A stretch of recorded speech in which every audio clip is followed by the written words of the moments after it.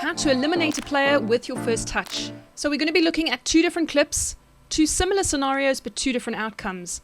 Okay, so here the ball gets played out to the player on the sideline.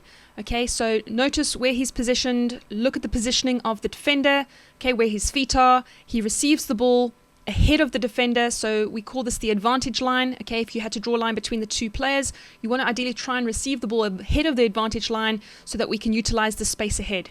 Okay, so notice his position. He's received the ball onto his front side. Okay, he keeps control on the stick. He has a very good first touch.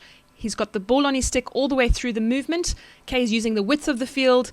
The sideline, of course, you can go onto the sideline as well. Okay, and you can see how the defender now has to stretch out to try and make that tackle. It's left-handed, it's one-handed. It's not going to be as strong compared to the player who has two hands on his strong side trying to get the ball going forward. Okay, he's able to beat the player with his first touch just by having a good control, and now he's able to get ahead, get his eyes up, and make his next move. Okay, if we look at a second example, very similar situation. This time he's not as wide on the sideline if you compare. The other difference is if you have a look at the body position of the defender, it's more on the move. His feet are facing forward, so he needs to do more to beat this player.